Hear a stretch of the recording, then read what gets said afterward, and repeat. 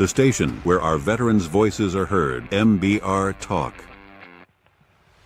Hey, thanks for tuning in. Welcome, Quack. Program are those of the speakers and do not necessarily reflect the views or positions of any entities they represent. Find us on the web at mbradio.us. Ah, there it is. You tuned into the Farron Dozier Show on nbradio.us, Pitch Talk Edition, and Life Sports. Catch me here Wednesdays at 4 p.m. Pacific Time, only on nbradio.us. Shout out. How'd I do? Was that a good take? That might work.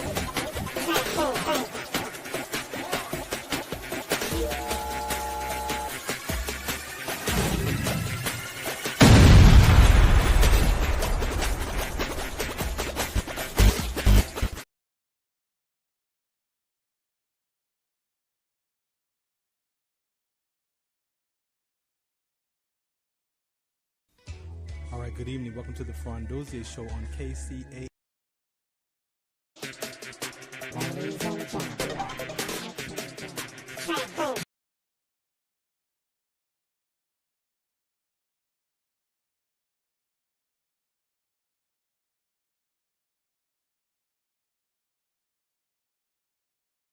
Some of us still carry the burden of battle.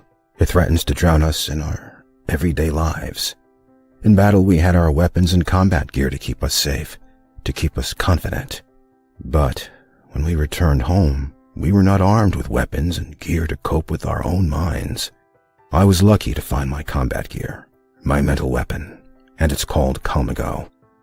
Calmago is a drug-free device that allows you to achieve calm in less than 3 minutes, in moments of anxiety, stress, anger, panic, or insomnia, not with medication, but rather by activating the parasympathetic nervous system through breathing regulation and multisensory stimulation. A recent study has shown that Calmago decreases PTSD and anxiety levels in veterans, helping those who are suffering and having a long-lasting effect. Visit Calmago.com to learn how you can get Calmago through the VA or with a special veterans discount code.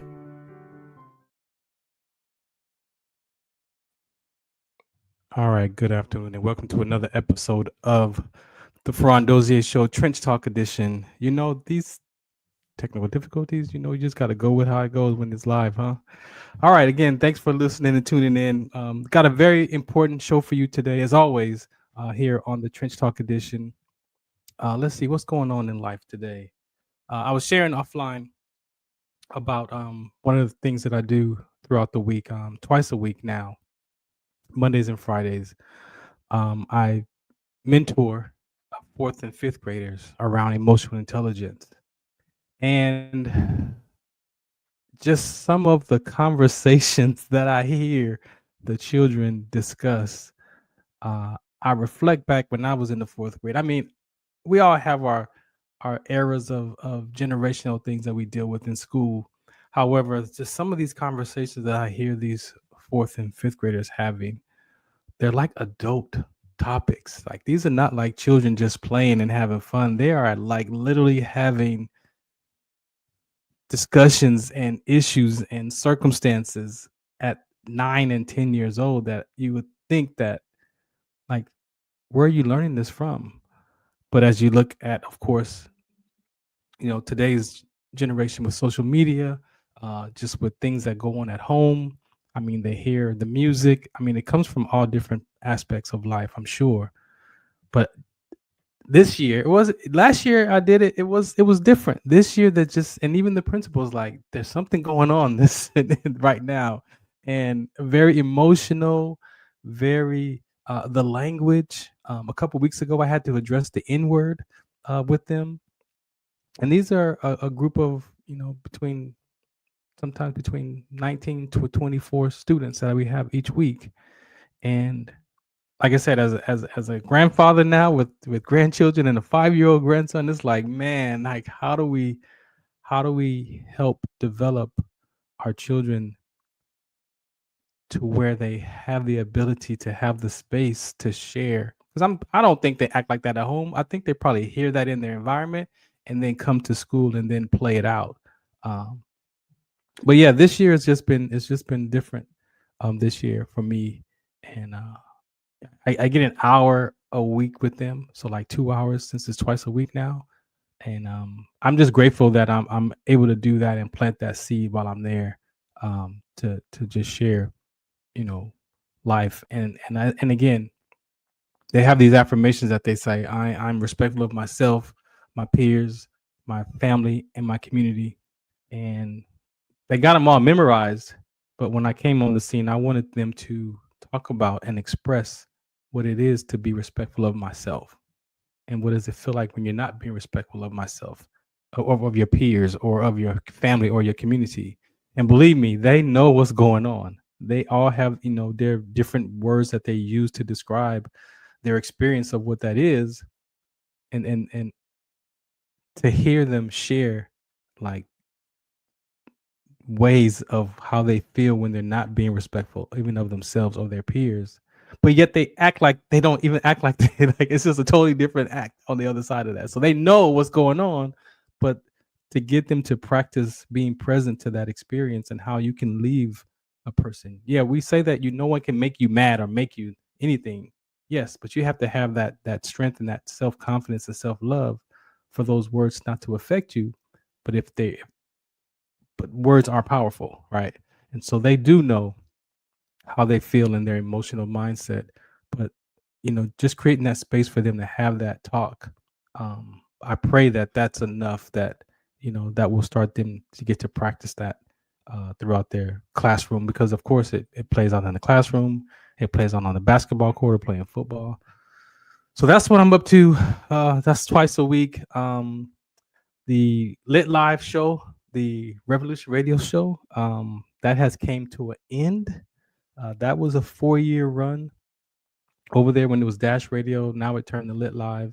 And between the MC Nice and who curated that channel and the negotiations of the new Lit Live platform, they did not come to terms.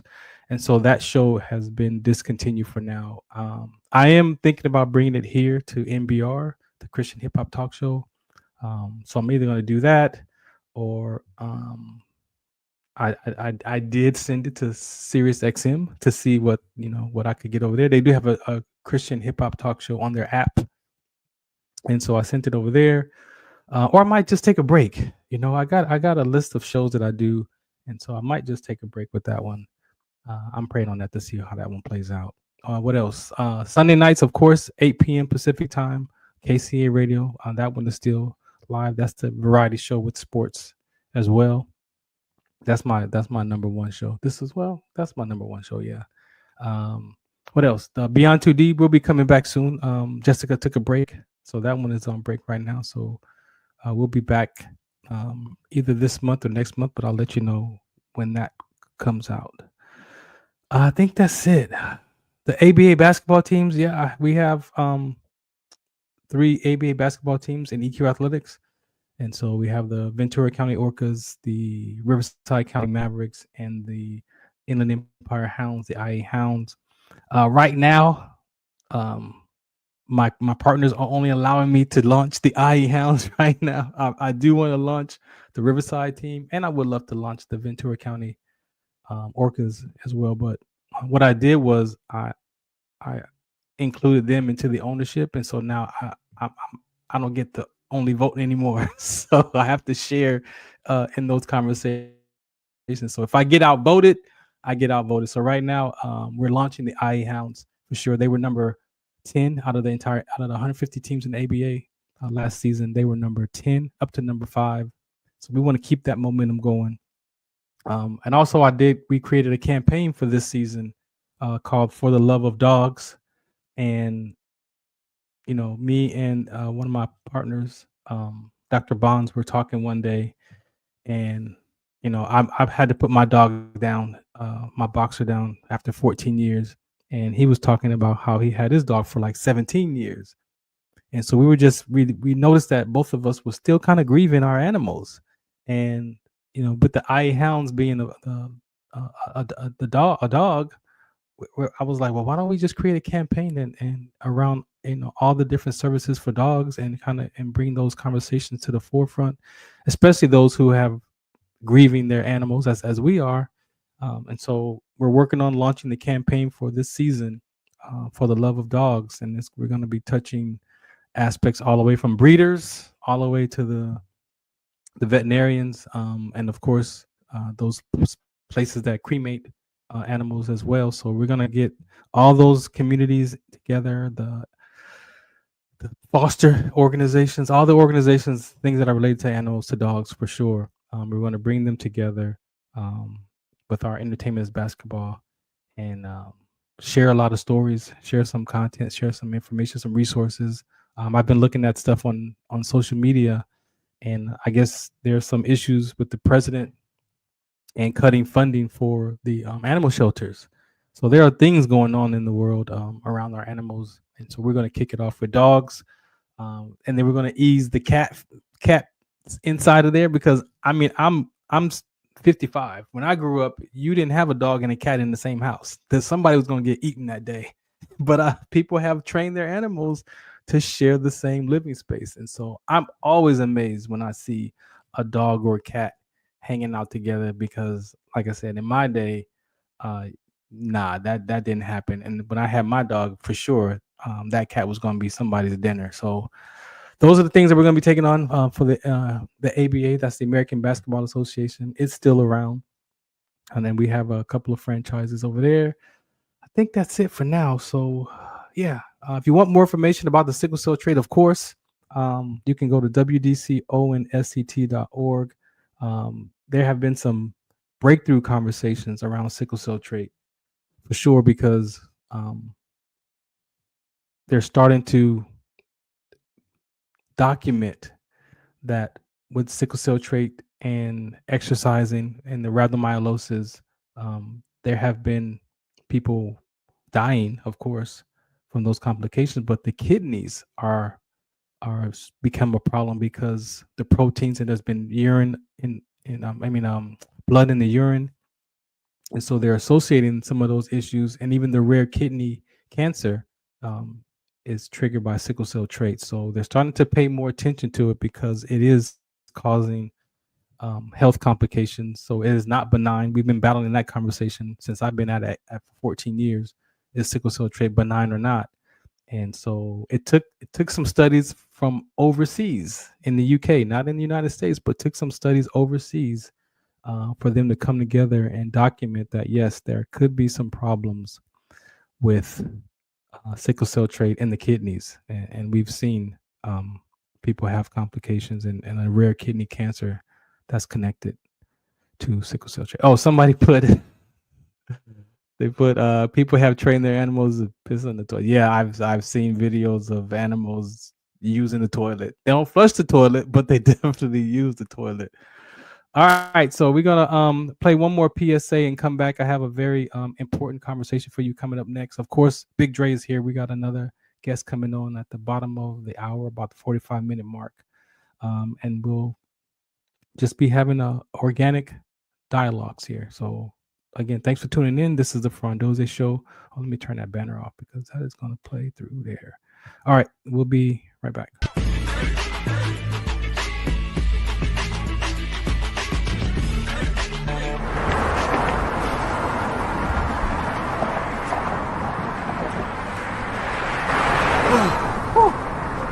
Hey, what's up, man? How you doing? I'm blessed, my brother. How you doing? I'm good, man. I'm good. Hey, did you see the game last night? Oh, that was a good game. But did you see the shot? I lost money from that shot. Oh, man, that shot was cold, I man. hated it, but it was good. Damn. What's in those jeans? You really want to know? I do. Exhaustion, muscle spasms, asthmatic issues, unexpected sickle cell trait crises. Damn. Are you serious? When I was young, I found out I had sickle cell trait. My mom's told me, but I ain't have no knowledge of it. But when I got older, I had a child, and the doctor told me my daughter has sickle cell trait. Do you know the facts that both parents have sickle cell trait? There's a 50% chance the child may have the trait, and 25% chance the child may have the disease. Hey, that's what's the count. Do you know that 2.5 million people in the United States have sickle cell trait, 300 million people globally? I didn't find out I had sickle cell trait until I was in the Army, 10 years. Next thing you know, I had a sickle cell trait exertion site. Sickle cell? I thought that was a black gene or something. Nah, man, the Latin community is number 2. 1 out of 36,000 babies are being born with sickle cell disease. You could be Caucasian, Mediterranean, European. You gotta know your bloodline, man. There is an inherited gene in our community that has been forgotten. The name is sickle cell trait. WDCONSCT, also known as What's the Count, is out to bring awareness, education, and prevention to people all over the globe. Want more information? Call us now at 323-215-5384 or visit www.wdconsct.org.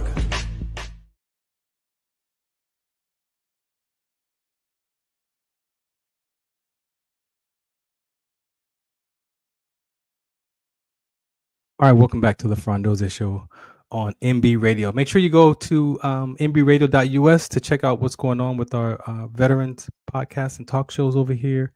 They're giving veterans a voice. Also, we have an app, so make sure you go download the MB Radio app, whatever platform you use, iOS or Android. You can stream live. You can watch all the different shows on there. All the schedules are there as well for all the different shows here on MB Radio.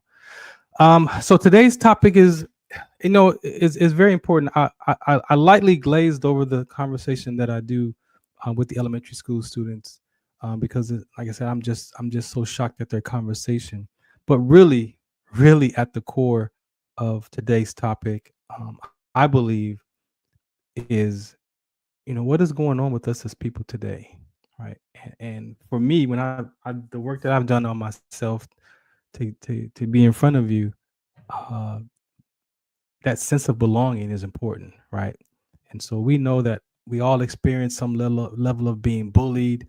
We all experience some conversations. If we tell the truth to ourselves, that we all experience sometimes not being good enough. So there's something wrong with me, or I'm on my own. We want to trust people, but however, I don't really trust myself. So, and really, when I did the research biblically, I'm not supposed to trust in man anyway. I'm supposed to have confidence in you, but I'm not supposed to put all that trust in you because there's expectations, there's things that happen. I mean, we're flawed as people. But at some point, what drives a person to want to take another person's life? Or what level of anger or what level of disappointment or despair does one have to get that has them want to take another person's life in any circumstance?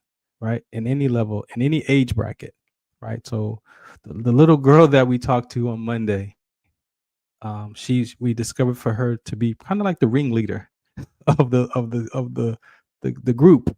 And when we asked her, like, what's going on, things like that, and she says, well, I was bullied at the other school, and so now at this school, to protect herself, she's angry, and she comes across as with her anger. She leaves with that upset and that frustration because she was bullied at another school. Now, that's not saying it's right or wrong, but we're pointing to is her experience. And so we talk about it, we glaze over these conversations, but what is really at the root of a person's mindset that gets them to the point of where they want to do harm to another person? What is that?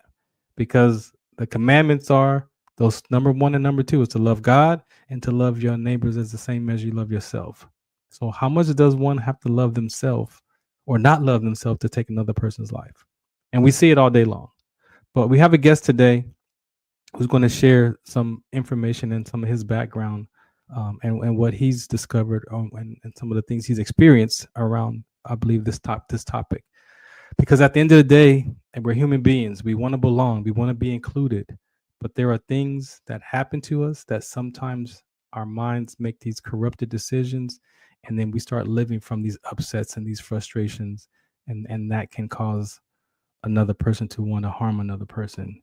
And then you have mass shootings. We have things that happen at school. We have all these different things that the media, displays for us. And then how do we take that?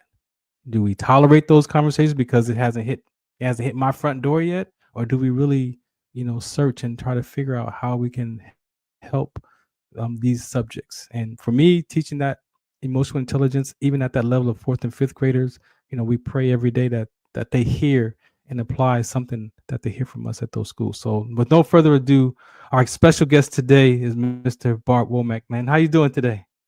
Doing well. How about yourself? I'm good. I'm good. Thank you for hanging out today with us. Yeah, I appreciate you having me. I mean, I'm so Yeah, enthralled in what thank you've been talking about so far and everything. I'm like, okay, where am I gonna go with this? you. I want to jump in Well, on some of that other stuff. Yeah. yeah, do me a favor, introduce yourself, and then we'll get started. How's that? Yeah, so I'm Bart Womack, Command Sergeant Major, retired United States Army, where I served for over 29 and a half years, honorably. Um, Retired in 2006. Did various things since retirement, but now I'm a public speaker and security consultant to uh, provide proactive situational awareness strategies to mitigate insider threat and mass shooting attacks in academic institutions, the workplace, and places of worship. And like I said, this has been going on for since I've been born. I mean, this is not brand new conversation. But before we get into that, why you're here, what had you join the service so long ago? Yeah, well, it wasn't intentional. I was 17 when I graduated high school, and I was always working. Like I had a paper route, going way back that long, a paper route. For your audience, you might have to put some down in the show notes so you understand what a paper route is. What is a paper even? A newspaper route. What is that thing? And Right. I always work, right? So I told myself, because I was 17, I'm going to continue to work for a year, and then once I'm 18, after a year, that I would go to college, right? So I didn't make it to that year, ended up joining the military, uh, and that happened by the fact that I was my next oldest brother had wrecked a car, and I used to drive to work, and then I had to start catching the bus. I was in between transfers to bus and went into the recruiter's office, and because it was cold, I went in there to get warm, and they had the whole spiel. One thing led to another, and then probably a total of 4 months later, there I was in the military. Yeah. Wow. Anybody before you proceed? It was in the service or? My oldest brother had served in the Navy, but so he's like 19 years older than me. So his time of Oh, doing it, and me actually, I never saw him in uniform. So he was in and out, and I didn't know yeah. anything. I mean, I knew that he had served, but he didn't really talk about anything. So it wasn't like, a military family by any means. I wasn't following anybody. I was super naive about the military. Got in basic training, said, hey, we have this airborne school or this airborne orientation. And I said, what's airborne? It said jumping out of airplanes. I'm not going to that. Then it said they pay $55 a month. I was like, where do I go and where do I sign? I'm cheap. $55. That was it. Okay, I'm ready. Yeah. I mean, to make it to the rank of Command Sergeant Major, I mean, that's the top of the chart. Looking back on each level of rank, if you can remember, how was that for you? I know for myself, the pride and me and my identity going from E4 to E5 from that that level of responsibility. I think for me is where I noticed when I reflect back that I kind of lost myself in that rank, in that responsibility, and I became like Sergeant, Sergeant Dozier. Like I became Sergeant Staff Sergeant, like because I say that because in my transition out of the service, when that rank and that uniform was taken away from my medical retirement, I didn't know who I was. So, looking back from your level and looking back, do you notice like for you that the different changing as you went through the whole list? Yeah. I The mean, whole structure. I think we're always given some leadership challenge or opportunity long before we are actually in a leadership position. And it's around us, so we see it. So we get to make a decision for ourselves about how we're going to approach that. When it's our turn, even if it's the smallest task, take 4 guys over there and do police call. Like, how are you going to do that, right? Especially when they're your peers. So you learn long before you put the rank on. So when I put the rank on, it didn't feel any different. The pay, you knew that was coming, but did everything else feel any different? Okay, leading people, but you had done it to a degree, so you were comfortable doing it. You didn't have, a lot of people as a sergeant, so I felt pretty comfortable doing it. And then, long and behold, shortly after that, I put in to be a drill sergeant. I was a drill sergeant as a sergeant, which I'm not sure if you can do that nowadays. And I was 23 years old. Oh, wow. Yeah, I was a drill sergeant for 2 years. About 9 months, I was a sergeant. The rest of the time, I was a staff sergeant. But I started at 23. My years as a drill sergeant were ages 23 to 25. Wow. So now that was different. You know, I remember that in terms of leadership, because you're taking people who just come off the street, don't know anything about the military, and you have to teach them everything in this 8-week period of time. So now it's a little bit different, and they haven't been led, or if they haven't been led in this style. And then you have to develop your style as a drill sergeant versus a sergeant is completely different. Like it's a, what's the persona? You know, you're leading the country's men and women, and you're making them a soldier that's going to go out there to a fighting force. And you learn very, very quickly that you just came from that side, and you don't want a unit getting someone who's unfit, untrained, not ready for the military, et cetera, even though they're going to go into the IT and all that type of stuff afterwards. So there's another influence of leadership that's involved there before you get the permanent party.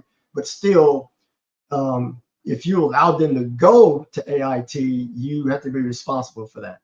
So I remember, later on at Sergeant First Class when I was a platoon sergeant, and you're getting a new soldier, and they're like, oh, who's your drill sergeant? I'm going to go smack him in the face. Especially, I'm infantry guy, right? So if they come out of OSA, but they had the same drill sergeant for 13 weeks, like, I'm going to slap him in the face because he screwed up. It's different, right? But that's what you have to embrace as a drill sergeant. I had to do that at a very young age. I didn't think about the age. It was like well after my time where I was that old. Right. Did pretty good, So I'm not rating myself. I'm just saying I could look at some 23-year-olds and say there's some things you're ready for and some things you aren't ready for. You know what I mean? For sure. So sure. So that's probably when I knew I was definitely in charge of people, because it was completely different of where you got them and where you had to take them to, right? Then left there. I was staff sergeant, went to Korea. Now I'm on the really the front line of Korea, where you were actually in and out of the JSA with the an enemy, the Korean People's Army, right? So that's different when you're a squad leader leading 9 people and you have a real mission that can pop off at any time, and it did pop off. I won't get into that because it's a short, long story, but it takes a path. But different level of leadership when you have to do certain things, and there's a real enemy there. Now, the enemy hadn't done anything in a while, but while I was there, we actually got in a firefight with the KPA. Like I said, long story, happened a long time ago, but it's that level of preparedness that your squad has to be, and you have to be as a leader. So it's eye-opening and completely different. Getting at the platoon sergeant level, and what's unique about that, and the same thing when you're squad leader, you've been the team leader, you've been the Joe, all those duties and responsibilities. So now you can say, I won't actually do anything that I haven't done or not willing to do. But more importantly, I've already done it. So it can't be questioned. It can't be questioned. Not at that level, no. Not at that level. I can perform it right now if I need to show you, but I don't think I need to show you. I'm going to tell you, you're going to do it, but I'm going to tell you, man, where you believe that not only do I know what I'm talking about, but he actually did it. So then when you get to be a platoon sergeant, you have to relay that to squad leaders. They come in cognate, they're filling their oats too as a new staff sergeant, right? I'm in charge of more people now. It's not, not in charge of a team anymore. They're in charge of a whole squad. It's more people, more responsibility. And after a while, if they're really good, they're looking at your job. And I welcome that. I'm trying to train some mini-me, so when I'm not here, it's going to be taken care of. So, but that's what happens each time you go up. Then your first sergeant's the same thing with those platoon sergeants. And they're they're obviously they're smarter than the squad leader, but they know they have expectations of what the first sergeant should be. And likewise, if they've done that job for a year and a half, 18 months, couple of years, they're eyeballing your job. They know they need to rank for it. They're like, could you please be sick for a day so I can be the first just be sick one day. Just one day. Give me one day. I was first sergeant because no one usually says how long, right? It was like how long, right? I was, yeah. It was actually 23 hours. The dude came back an hour, hour early, or whatever, right? Anyway, but it keeps you sharp because you have to go out there and perform every day. Yeah. Everybody's looking at you. Now we always talk about the thing, and you're talking about this with those students in terms of leadership. It's one thing to say, lead from the front, be the example, and all that type of stuff, and it's another thing to say, do it as if no, do the right thing when nobody's watching. But easier to say than it is to do. Yeah. And that was it wasn't the hardest thing. I prided myself on actually doing that. Like 24/7, weekends, I might be seen. I need to do the right thing. As soon as I'm not doing that as the first sergeant, more importantly as a command sergeant major, like your credibility is gone, number one, and you've created a new standard. Yes, exactly. So you have to live. Exactly. Not everybody does. Even the same ranks. Yeah. Everybody does not live it. You have to live it. I think that's the separation. Not that you're out there like I'm trying to be better or separate myself. You have to live it. And that will show. And your soldiers in your entire post is going to see that dude lives that. Not overboard. Yes. Not overboard. I'm just saying. Yeah, not overboard. Yeah, exactly. Not overboard. But like, you're not going to catch me. But I can stand in front of those 4,000 troops and say, you ain't going to never catch me because I'm not doing it. So it ain't about getting caught. You're never going to see me do it because I don't. Yeah. It's that level of leadership that builds, more credibility and really not that you're trying to do this in the Army, but it builds a brand of leader, no kidding. And that's really, what we want in our society, and as you describe that, as you say that, for me, I've learned to not just do that, but to be that and experience being that. And that's what people, because like you say, your character is inside of that. And if you get caught doing something, that could mess up, that could fracture your character, that could fracture all of that stuff that you've built with those relationships with those soldiers. So thank you for that. That's very, very important. So one of the main reasons why you're here is to discuss some of these topics. And I know I want to touch on the mental aspect of it, but I want you to kind of open up the discussion, and then I'll kind of follow along and ask my questions from there. But where do you want to start around this conversation of? Yeah, I'll show this story of what people see in the background. You can see the embedded part, and you see a little bit of those letters, but it's embedded in it, which is the story of the March 23rd, 2003 insider threat attack against the 101st Airborne Division by a fellow American soldier. So we were poised, we were in Kuwait during across the border going to Iraq. It's 1 o'clock in the morning. A incendiary grenade comes into my tent, followed by a frag grenade. Chaos ensues. The grenade's thrown into the next tent. There's just a gunshot, and then the grenade's thrown into the next tent. So at this point, and another gunshot. So at this point, 2 people have been shot. Frag grenades have gone into 3 different tents where people are sleeping. The first being mine, and the exposed shot. The commander is hit by shrapnel in that first tent. I managed somehow to get out of there without going through all the details, right? In the second tent, after hearing a gunshot and a frag grenade, they begin to stand up. So a grenade's thrown in there, feel them get it pretty good in there. Then that same thing happens in the third tent. So we're searching for insurgents, not being able to find them at all. And just fast forward, we have mass casualties going on and trying to get them medevac out of there. So complete and utter chaos. I realized something had to have changed in the camp. So what changed? I learned interpreters come in that night. So it has to be them. Go find them. We find them, interrogate them, learn to have nothing to do with it. So now we're back on the insurgents that we've seen no sign of. Then we do an accountability check and learn that one person is missing. So are grenades and ammunition. That becomes our number one suspect. And of course, we find out that it was one of our own soldiers who committed the attack. He had his own reasons for doing it that we later found out 2 years after that in the trial.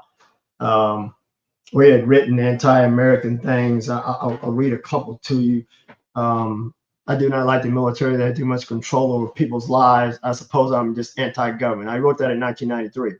1996, he wrote, anyone who stands in front of me shall be considered the enemy and dealt with accordingly. 1996, he writes, destroying America was my plan as a child and as a juvenile and in college. My life will not be complete unless America is destroyed. Destroying America is my greatest goal. 1998, he joins the military.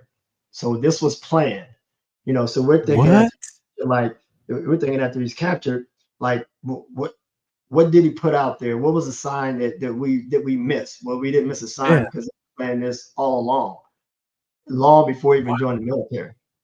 Wow. So once in the military, again, this happened March 23rd, 2003. In February, he wrote in his diary, I'm not going to do anything as long as I stay here at Fort Campbell, but as soon as I am in Iraq, I'm going to try to kill as many of them as possible. He ends up killing 2 and wounded 13 others. So we start thinking about the mindset of a person who does this. Now, why are you anti-government? Why are you anti-military? Why do you hate America and you're American? More importantly, why do you join the military? So religion doesn't pull the trigger, but it was his religious beliefs.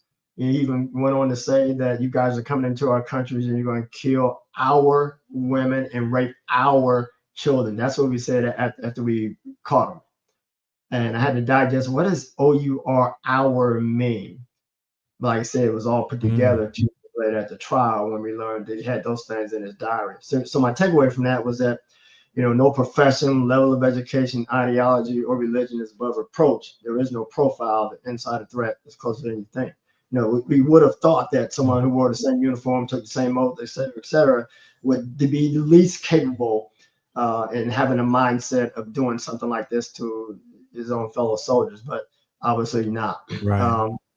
So I said takeaway for the world is that if it happened inside a close-knit brotherhood of the armed forces, it can happen in any campus, community, or organization at any time and anywhere.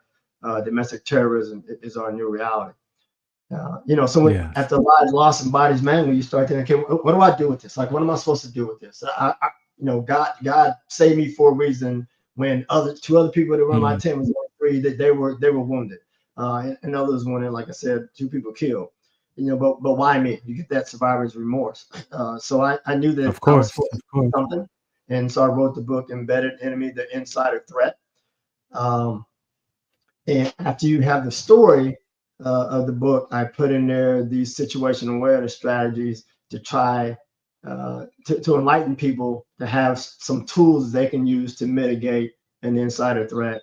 And lo and behold, mass shooter attack long before they were happening as frequently as they are now.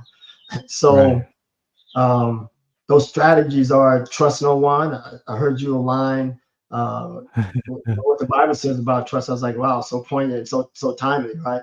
And I didn't know that, so I appreciate you sharing that. But the first strategy is trust no one.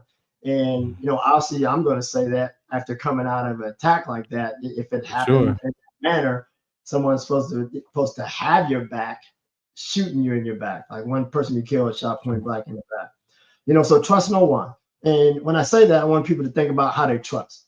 I know that they're going to trust somebody. I like what you said, what the Bible says. I'm going to look that one up. But if I say trust no one, people are going to think, well, I have to trust somebody. And some people, the way they approach that is, I'll trust until they give me a reason not to. I think, wrong. So I say no one, I'm really going to think a little bit harder about how they trust, and that's what I want them to do. Start thinking about how you do it. Next one is observe, listen, and report. Like we might see something, but are we doing anything about it? And it's more than see something and say something, in my opinion. Like you saw it happen. You might hear it or you might just see it, but then you need to report it. I was an apartment building manager in LA, and you let me know how we're doing on time. And I just took over. You're good. And I realized this one light was out when I came out this door. And it was like January, so 5 p.m. starts getting dark, right? And I realized the light wasn't on. So I go back in the building, I get a pen and a piece of paper, and I come back out again, and I'm checking all the exterior lights so I can get them replaced.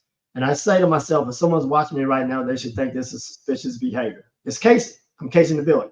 Now, this apartment building in LA, on Gailey, directly across the street from UCLA. Anybody been to UCLA? Most people around there don't look like me unless they play football. So you got that going on. And I'm writing. So I said, anyone looking at me should think this is suspicious behavior. So I go back in, come out another door, do some more checks, and go back in the house and start checking interior lights, right? So I get to the 5th floor here, freeze. Well, I've been around long enough to know what that means. Yeah, someone's pointing a gun at you and they're behind me. And I hear the voice, it sounds much younger than mine. I was like, okay, I'm complying. I don't want there to be no accidents. I don't want to be no tricky finger. Say put your hands up. A dude dropped the pen in the paper, has behind my back. I get handcuffed. Then they say, well, you fit the description of someone that was called in. I'm like, no, I am the description. Because remember, I just told myself, no, it is me. I already told you this was going to happen if someone was paying attention. And long and behold, they were. So I applauded the person who was paying attention because it's right up the alley of observe, listen, and report. There was nothing to hear, but they observed what looked to be suspicious behavior, and then they reported it. Now, I'm not sure who escalated to the level to have 5 police officers show up armed for a person who was called in to have a pen and a piece of paper. I don't know if that was dispatch or they had nothing else to do, so everyone joined in on the call. Not sure. I'm in the area, so I'm coming. I don't know what that was. Anyway, in my opinion, the right thing was done. And so when I'm talking to the audiences, when I'm speaking, I like to share that one because the worst that happened was they got the guy, but nothing was wrong. Now, again, way too many police officers showed up.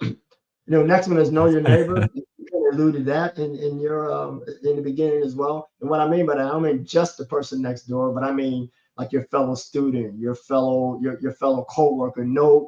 Begin to know people. The more you know about them, and you have to get all in their business, but they will begin to talk. And once they begin to talk, they're going to tell you stuff. They're going to tell you something that happened at home. They're going to tell you on the way to work. So cut them off. That was the second time. It's the same guy on the same route. Now I got the license plate. I know somebody that's a PI. I'm gonna.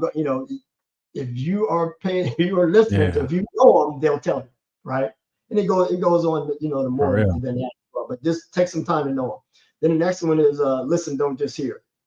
I used to work at a military college, and these students were in the classroom, sophomores, 19-year-old criminal justice class to get on the subject of guns. And two of them say, well, I have a gun. This one guy says, well, I have an AK-47.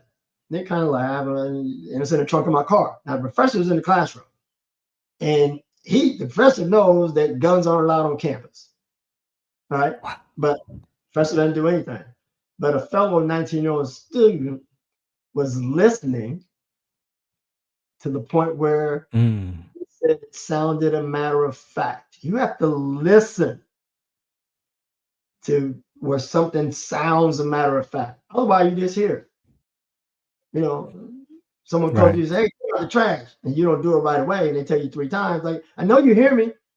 Yeah, I hear you, but I'm not listening to you right now. You know what I mean? So it's a big difference. So that and tells me that this is what happened in class. So-and-so said, yeah, AK-47 is in the trunk of his car. It sounded a matter of fact. I don't know what you're going to do with it, but I just got to tell you, right? So almost along the lines of the listening and reporting, right? But more importantly, it was the listening and just hearing, because there was other people in the classroom who did nothing to include the adult professor. So we walk him to his car, get about 100 yards from his car, say, I just want you to know if you get to my car, I have an AK-47 in the trunk of my car. Now, no ill will was playing with that. He was supposed to link up with a buddy and take it over to his friend's house, to his friend's dad's house, who lived in a rural area, and dad was going to lock it up, and they would come out there on the weekends and shoot it. But they missed the link up the day prior. So, but his mistake was, like I said, know your neighbors. The mistake was running his mouth to the point where all days of all days of class in criminal justice class, the day they're talking about guns, guess what you do? You do nothing. You don't talk. You know what I mean? But they will tell you if you are being situationally aware, right? And the last one is gut check. Like, your gut is your strongest sense. It will tell you a lot of things. So when these things happen, these shootings, right? No matter where they are, we'll hear that. Well, I always thought. Well, your gut made you think that. but you didn't do anything with it. Now we have dead people and wounded people. Even in 3 weeks ago, almost 3 weeks ago, I think, at Florida State University, Right. the kid was 20 years old. The stepson of a deputy sheriff. That's the gun he used to commit the attack. But he was in this political group on campus there. I don't know where they met. This political group, and the only rule they had was you couldn't be Nazi. That was it. And dude began to express extremism towards, super far right. Politics doesn't pull the trigger here. I'm just telling you that the guy was in the group, right? Right. And also white supremacists.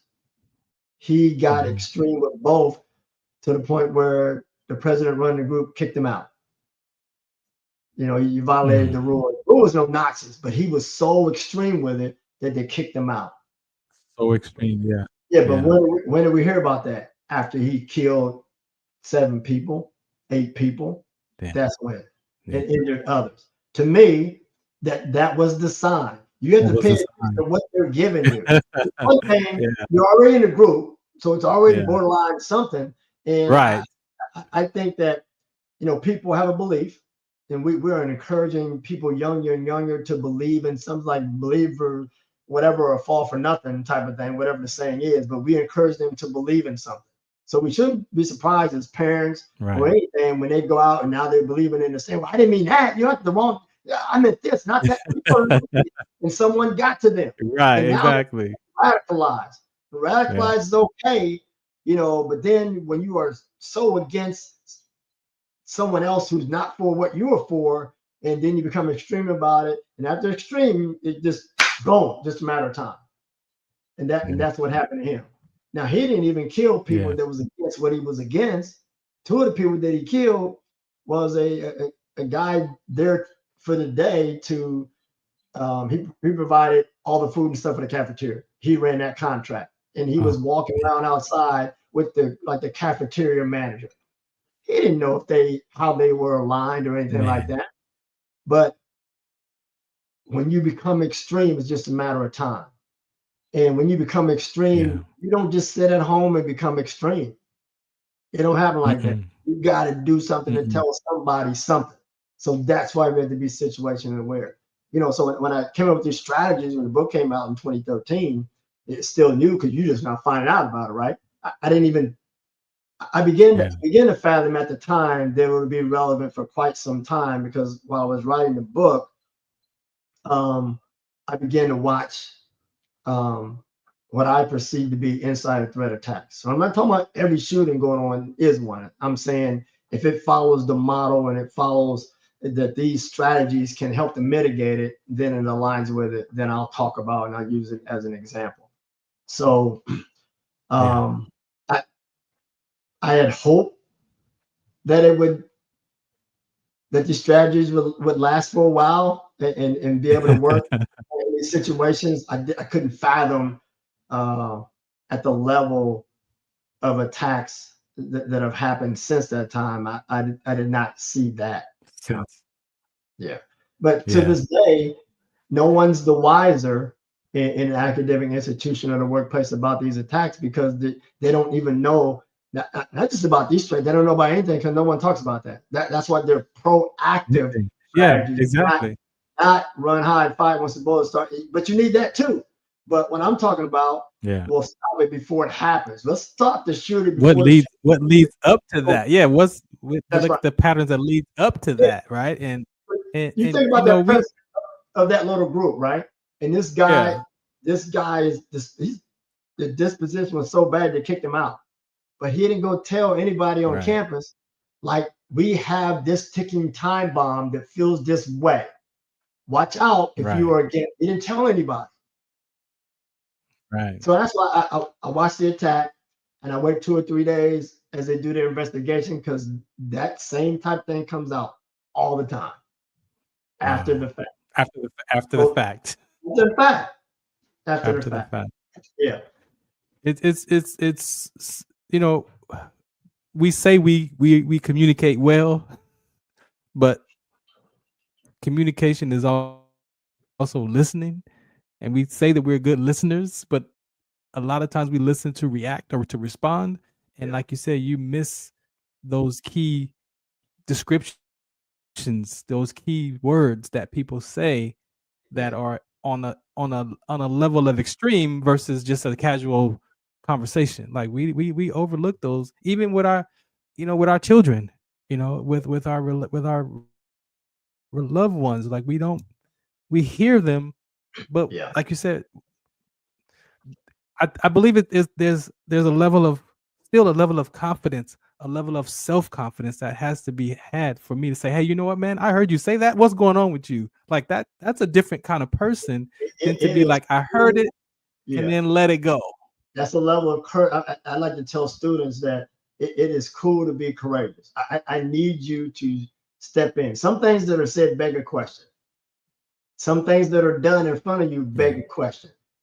UNLV, a student in a MBA class, comes in all black fatigues, in military boots and all that, in an MBA class.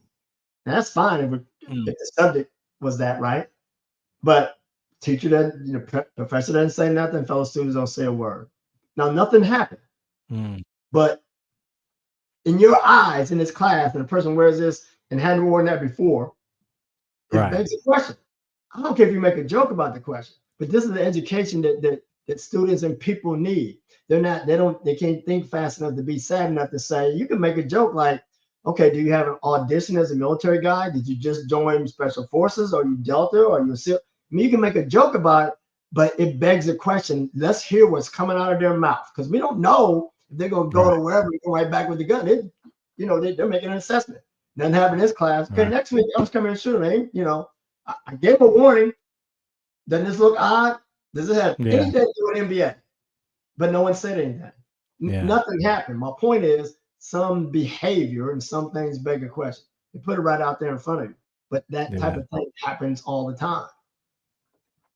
Yeah, it's the ability to really, we talk about pay attention to your surroundings. Like I tell my daughters always, pay attention to your surroundings. Like look and see what looks out of place, what doesn't fit the environment, and so we say that, but then again, like you said, it has to be some level of skill set too that we have to be able to introduce, scenarios or whatever that is. Like, hey, look, you got to be able to pay attention. You got to have the confidence. It's not that you're snitching or you're telling on somebody, but it's a level of safety, right? It's a level of safety. I was traveling one time and I had my golf bag, and it's kind of hard plastic container, so it's a golf, so it's pretty round and tall, right? And I get into an Uber, and the Uber driver says, "Is that a gun case?" I'm like, okay, we obviously never seen a golf bag, but again, I appreciated him asking because it begged the question. Okay, I'm a driver. I need to know if there's guns going to be in my car, even though this thing going in the trunk. But it begged the question. Wow, yeah. I didn't tell him all that. I applaud. I said it's a golf bag or whatever. I didn't even applaud him for looking at this and saying the whole begging question thing. But my point is, he was situationally aware enough to know that. What is that? Yeah. Haven't seen that a lot. Get it, my vehicle. Yeah. So if you got a big guns in there, you might have small guns too. You're not driving and ask nobody if you got a gun in that backpack. Right. Well, yeah, I ain't trying to get to that. My point is, all right, he saw something and asked something. Yeah. Let me take this commercial break. This is the Farron Dozier Show, Military Broadcast Radio, Trench Talk Edition. Bart Womack is here. I hope you've learned some information here. This is some stuff that is very important. I'm gonna bring up Big Dre after the conversation, after this PSA break here, and let him ask some questions. He made a comment over here.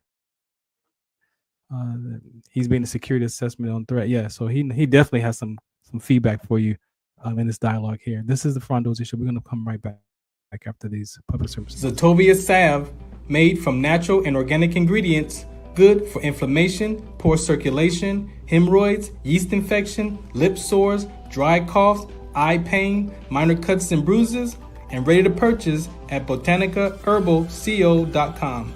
botanicaherbalco.com. botanicaherbalco.com.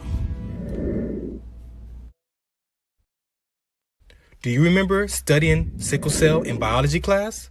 What's the Count on Sickle Cell Trait Prevention is here to bring you awareness, education, and prevention conversations around the risk factors of this inherited gene. Visit wdconsct.org. Muchos de nosotros nos vemos afectados por la enfermedad de células falciformes a diario y un número creciente simplemente no nos damos cuenta.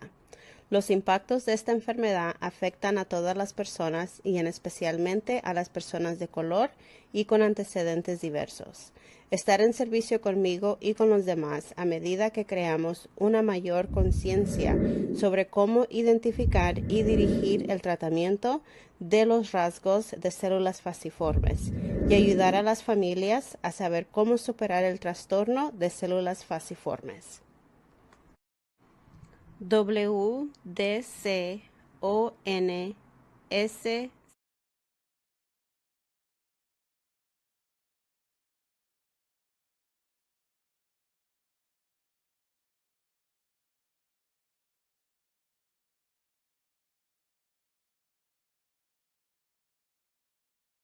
Tune in to the This is Farron from the Farron Dozier Show, 8 p.m. Pacific Time on KCAA Radio, 106.5 FM, 1050 AM. Also streaming from the KCAA Radio.com website, the station that leaves no listener behind, and MBR Radio. That's right, MBR Radio on all their streaming platforms, including MBR Radio on Roku TV, Sunday nights live, 8 p.m. Pacific Time on KCAA Radio and MBRradio.us. The Farron Dozier Show. For more information, search farrond.com. All right, welcome back to another episode of the Farron Dozier Show, Trench Talk Edition. Wow. Again, I hope you had an opportunity to just kind of listen to these conversations because it is very important for us to, we say pay attention, we say these things, but do we really implement these, right? And you know, for me to be able to relate to this, maybe because I was a soldier myself, 24 years, and I still have some of that listening ability. But then, how do we teach this? Like, how do we help other people not just talk about it, but talk from it and pay attention? I think that is very important for people to pay attention. Let me bring in Big Dre. Big Dre, man, what's happening, man? Hey, you know, man, once again, salute. Man. Salute. Man, I was sitting back watching, meditating, thinking about what Mr. Womack was saying. And me coming from that background, 31 years security expert. So I know running for city council, and that's one of my main measurements, is to get these incentives in the schools about threat assessment in schools. And I call it the shadow master, what he was saying. When the kids coming and wearing, you know, all black clothes in school, you're not asking that simple question. How I would look at it is pay more attention to your surroundings as a student individual. Like he was saying, I always say a little Bobby in the corner and you got people bullying him, you don't know what he's going through. And then all of a sudden his parents start changing every day. Now little Bobby got black hair and nails. And, right. He used to be blind. And now you look from the class and where's Bobby? Is he absent? No, Bobby's sitting right next to you. He didn't change his parents. You don't pay attention. So then Bobby goes home, gets on YouTube. Oh, how do you assemble a gun? He told his father gun in the house. Now Bobby come to school. Most schools will stop going through the bags, checking bag check. Most of them stop now. They let their guard down. Somebody, this is America. We got it. You don't have it. Yeah. And then the kids decided, I'm pissed off. I go to school and then his mass shooting. Yeah. You know, so it's sad that we're not teaching that. So I taught that with my female bodyguards, archangels, taught them the best when Kevin trained them. Our surrounding areas, my girls will tell you, they don't go nowhere now without, they don't park next to vans, they don't do none of that stuff. Right. They park in littered areas. So when Mr. Womack was talking, I had my body a shield armor going on. I'm like, man. Let me bring him to the stage. Let me bring him up. This is real, man. Mr. Salute you, sir. All right. Thank you for your service. Yeah, Mm. so expert. I mean, I'm an expert in it. My uncle was CIA, Army Ranger. He was, and it came from experience of training with him. I used to go in Mount Barton. He had a cabin, train up in the snow with him to shoot snipers, shoot with him, all that stuff. We learned hand to hand, survival stuff. And I came back, started teaching it, and I ended up putting a team together, and we had a team for all these years. And I got in the game for 31 years. I worked with the biggest names in the industry. I worked with royalty from Princess Diana to James Brown. I've assisted a lot of people in different accolades. Then it come to schools, the school shootings, I had a measurement. I went to the schools to try to put the measurement in the school. They laughed at me. They said, "Oh yeah, we don't need that in those schools." Oh, you need it in the schools. That's what the kids are mainly griping with, dealing with bullyism in schools. You need it there. And for some reason, Mr. Alberto, I call him Big Nose. I call him because Big Nose he don't put that big nose in no business to make these schools a better place. Mm-hmm. In LA, they get them kids that burning their hair out there, like students, pushing kids off a second floor, burning kids with fire things. That's a threat. That's an actual threat assessment. And that's what I did. But no one listened. So I don't know how we're going to change that. I mean, you got any solutions how you would change that? Yeah, I think they need to hear that the approach is proactive and not reactive. And I was going to say this earlier that, as parents, really, there's this thing called a proximity illusion. And the closer you are to it, the more you believe it ain't going to happen. It ain't going to be our children until it's our children. Right. I feel sorry for parents all the time, except for the ones who are buying their kid a gun. I don't feel sorry for them because I don't know what the hell you expected.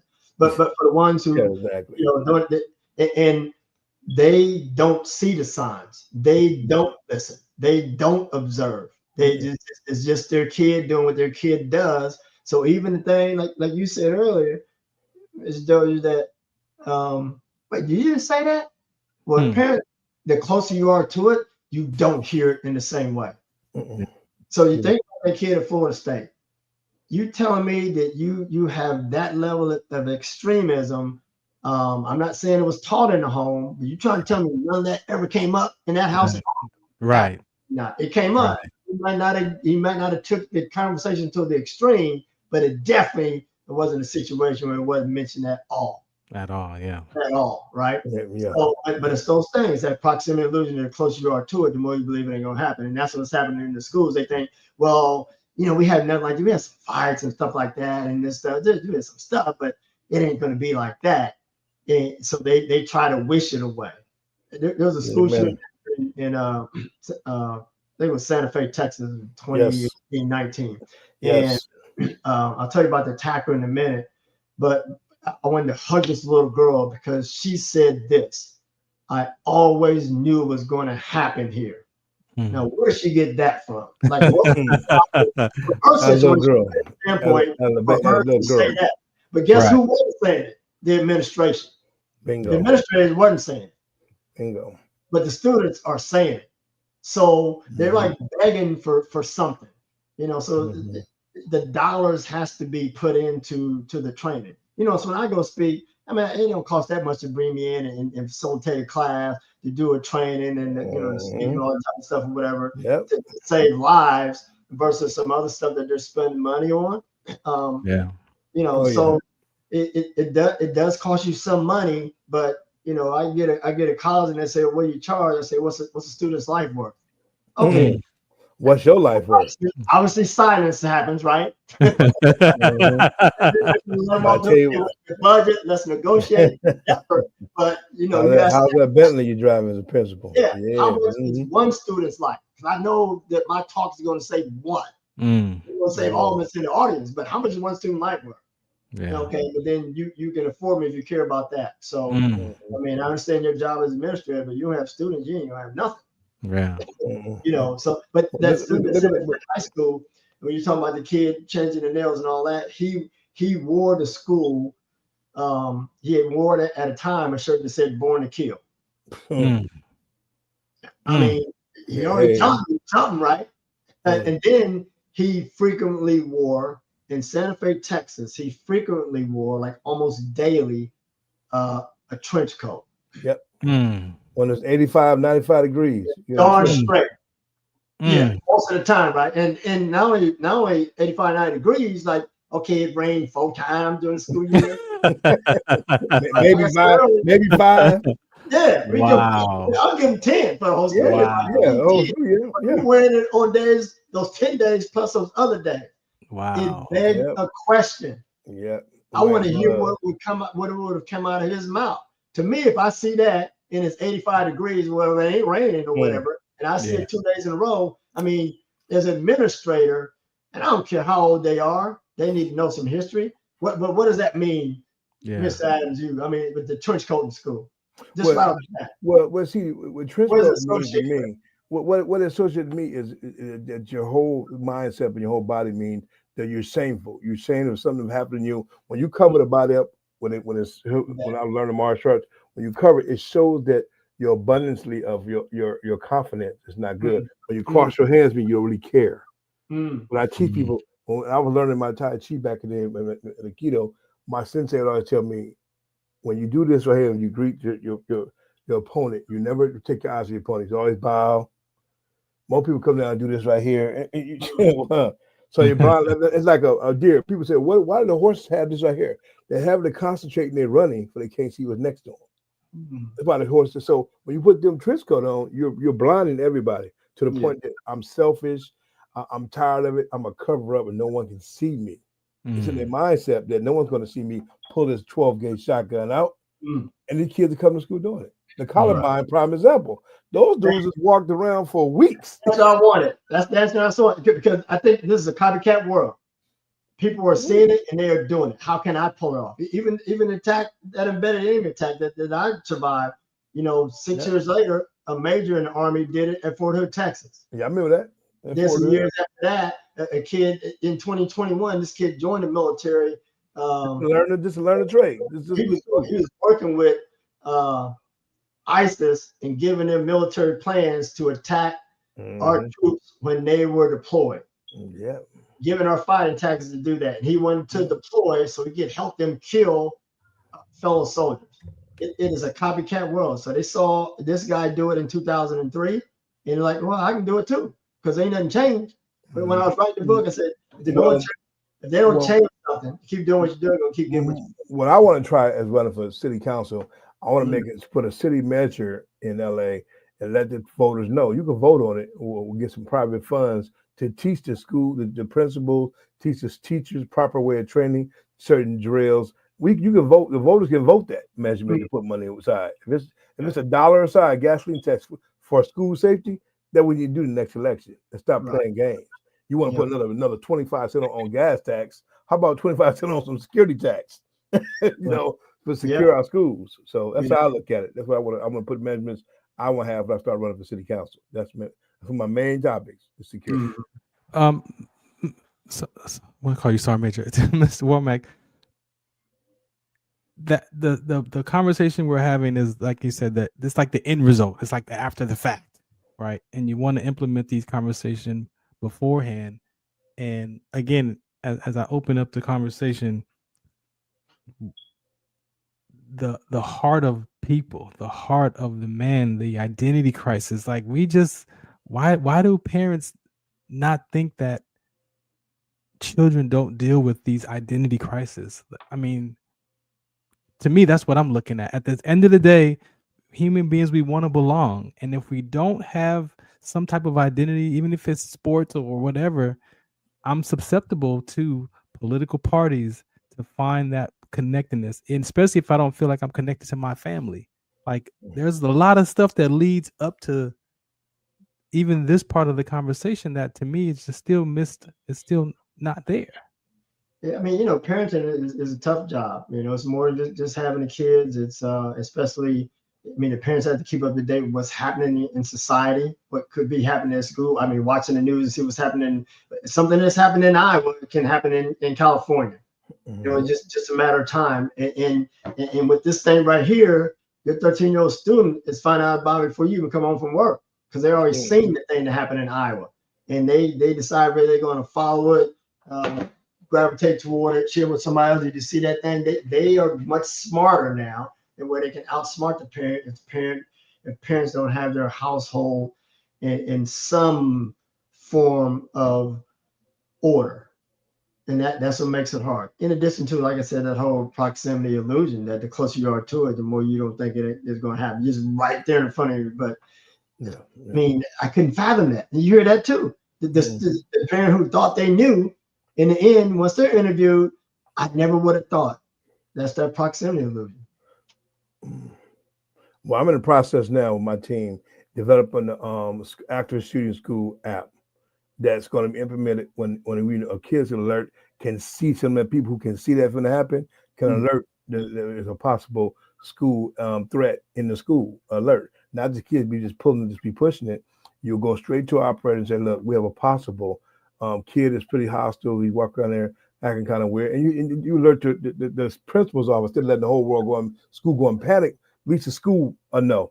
Because school police is just a waste of time. I don't know why they even got uniforms on. I see them at the donut shop during the school hours. Don't you put me on the school property the whole time while school's in? I've been seeing them everywhere in LA, boy. Don't you? And then that LAP took over them. So they have to be on campuses now. And they put them in plain clothes now. You to put them in plain clothes. They need to be like janitors. Well, you should be doing them every day. Remember we had proctors in high school? That's where they should be at. In plain clothes proctors. That's where they should be. They blend in. You'll never know. When I'm talking to schools, because sometimes they want to try to protect the students. They think the students shouldn't hear this. I think the students should hear it at every level. Yes, they should. Because there's nothing I'm talking about that they don't know. And I'm providing proactive strategies to mitigate it. And those aren't scary. It's just situational awareness that they don't know anything about. But they think that they're protecting the student from. Okay, well, let's talk to the faculty and staff then, because you don't know either. You're not doing it either. So let's talk to you, and then you'll filter it down. Yeah. But they don't get it as well. But I think for a school who the start, again, the more you know your student, which is the know your neighbor part, the more you're gonna find out. So if I'm a principal, I'm trying to get the best communicators of my faculty and staff. You went to school when we went to school, Mr. So-and-so, Miss So-and-so, man, I could go tell her anything. Man, we was cool when they were the football coach or whatever they were. There was always one teacher, if not a few, that you could just go talk to, right? That's who they need to use. Let Mr. or Mrs. So-and-so befriend as many students as possible, because when this thing's going to go down over here, like you talked about, Mr. Adams, or something that happened in some of the schools or whatever, that people won't care, but something happened. Well, that's already planned. It's not a hasty thing that happened. It's already planned. And students know. Some of them just want to be onlookers. They want to film it or whatever the case may be. So they know one of them can go tell Mr. So-and-so, who befriends all the students, hey, this is going down. But I just want you to know, blah, blah, blah. Don't tell anybody. I told you. They have to have that person. That's a start on the inside right there. Because they can make it. They're not going to the resource officer. They ain't going there. In fact, when the shooting is going down, these kids, the 14, 15, 16, 17-year-olds, they're so smart in their attack, they're taking out the resource officer first. That's the only threat. Let's get that one first. Now I can go do whatever I want to. That's happening. But I would love to link with you off the air and put something together for workplace and school. I have a lot of connections, principals and stuff. I would love to do that with you. I can get us in the schools. Okay. Let me bring to the deck. The legend, the one, the only, the legend. Frozen. Yeah, Rodney, you got a good signal over there, man. And Rodney, he got the Hey, I should. I had a signal. Wait a minute. What in the world? Yeah, let me see. Too many double jacks.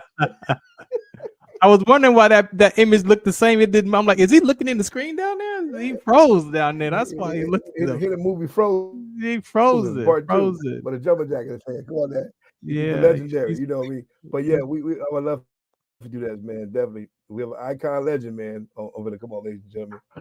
A legend. We got Mr. Bill Montgomery over here.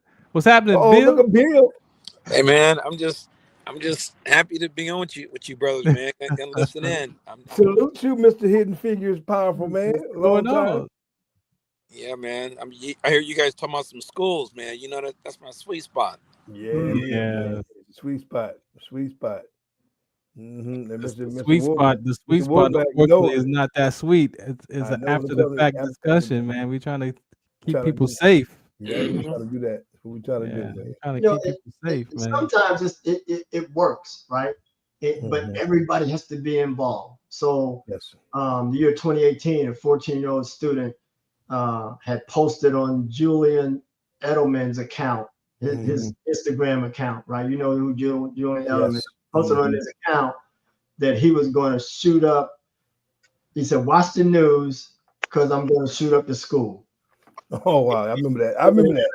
Didn't see it, but someone saw it, and it told him. And then he told his assistant. He wasn't in Boston at the time. Told his assistant who was in Boston. She told the Boston police, who contacted the Fort Huron police in Michigan, and they were able to foil the attack. You know, so it works. But when it started with someone being situation aware to see where this kid had posted that thing saying he was going to do that, right? Gotcha. And then there's another one. There's an exchange student. He told his friend that, "Hey, don't come to school on a certain date because I'm going to shoot up the school." Yeah, I remember that too. Remember that one too. And had the courage to be a hero and go report it, so that attack was foiled. So you think about this, an exchange student. So he had to come over here from someplace else, has a garden, so close to it. You get the what? You get that proximity illusion where they don't know what's going on. This kid had bought various parts online to put a gun together. See, that don't happen in Los Angeles. It's a beat down in LA. You tell your fellow friend, "Man, I'm gonna shoot up Locke High School on modern day," or Dorsey, you get beat down. Man, that ain't happening. Yeah, that ain't happening. But I love you, brother. I'm gonna whoop you behind. What I'm gonna do? So I know it won't happen in LA at all. No, it won't happen. No, we don't play that up here. It's a whole different ballgame. So, only other places, man. I exchange ass whoopers for exchange students. Exchange yourself back to your country. Exchange these hands. That's what you gonna do. It's crazy, man. The world. It's the parents. The parents ain't paying attention to their kids. Yeah, man. That's why that's why at least the ability to go into these elementary and middle schools at that level. Bill has the power to do that. Yeah. Rodney has the power to do that because kids, people listen to people who have initiatives to go in and tell these kids, "Hey, have a national safety day." We don't never have it for schools. We have apple pie day and a famous hot dog day. Cheeseburger days and French fry day, and it's crazy. The National Hot Dog Day, really? The hell with your kid getting shot in school on Thursday. Eat that hot dog, but you're National Hot Dog Day. It's I mean, we pick our poison. Like you say, we don't pay attention until it's at your front door. And then it's announced. And then it's happen, they're gonna start talking about like what we should have done. This, how did we miss the signs? But you never pay attention all along. That's how. Yeah. So far removed from it, you ain't never gonna solve it, man. You didn't do anything.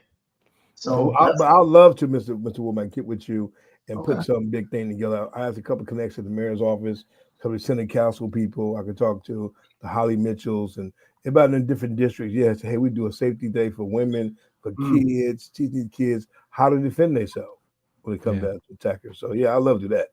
And that listening skill. Like I said, we say we listen, we say we pay attention, but a lot of it is reactive. A lot of it is not. That don't pertain to me, so I'm not paying attention. I don't care about all that. Exactly. It does. You do though. It does. Mm-hmm.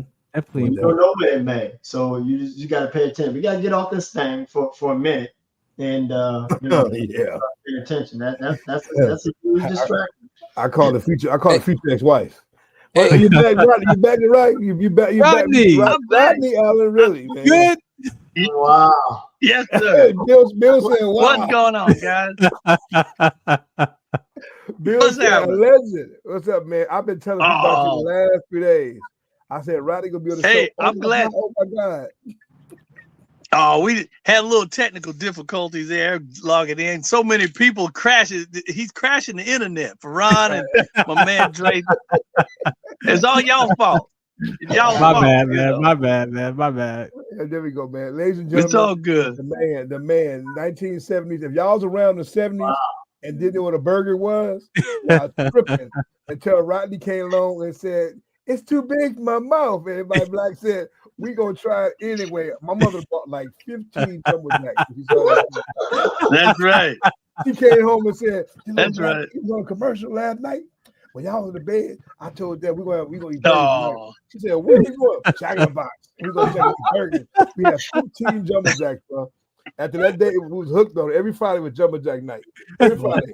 I found a house for over 10 years, man.